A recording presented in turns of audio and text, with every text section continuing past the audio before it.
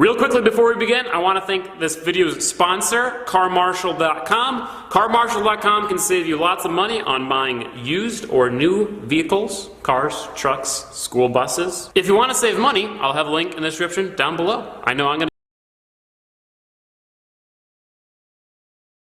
Colorado cop gets 15 months in jail for sex assault.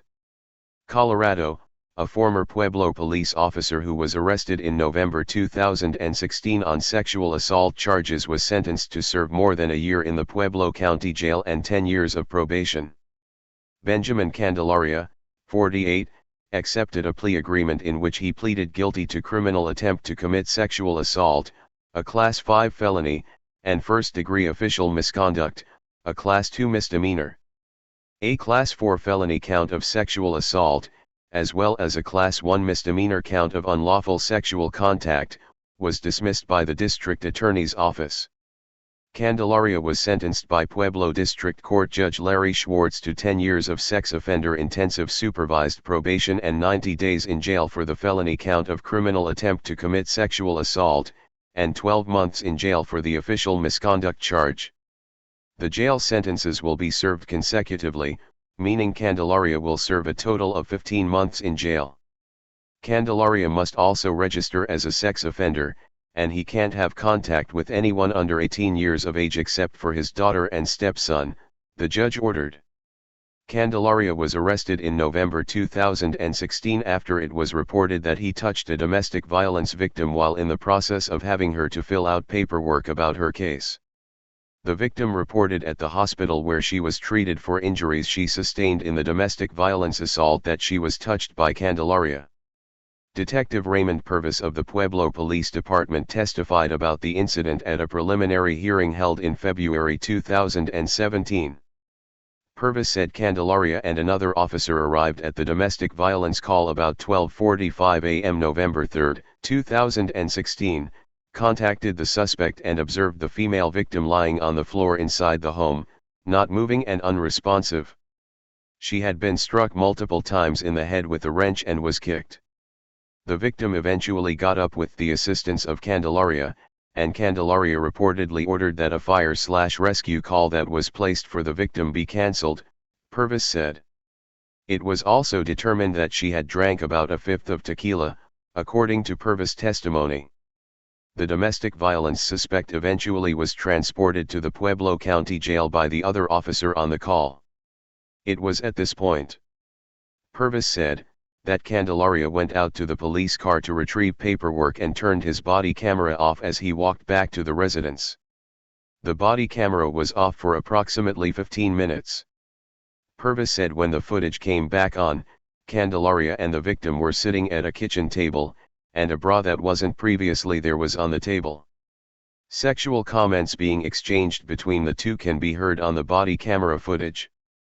Purvis said during the course of his time at the residence, Candelaria pointed his body camera away from the woman numerous times during some of their interactions.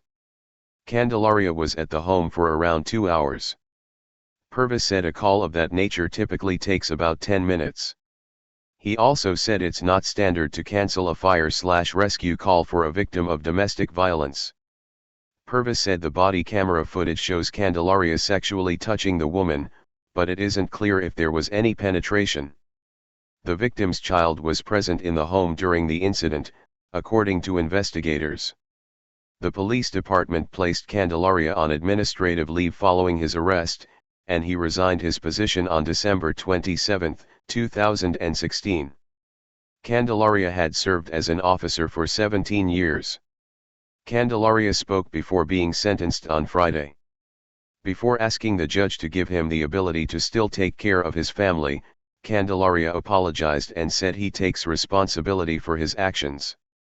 In 2009, Candelaria suffered life-threatening injuries when his police cruiser was struck head-on. He was treated for bleeding on the brain and a collapsed lung following the wreck. Randy Jorgensen, Candelaria's attorney, said Friday that he thinks the brain injury Candelaria suffered in that wreck has a lot to do with his actions. A friend of Candelaria's who spoke on his behalf also mentioned the accident having an impact on Candelaria. The judge told Candelaria that the conduct he engaged in not only affected the victim, but also her child, community members, and the police force. The ripple effect of your actions can't be measured, Schwartz said.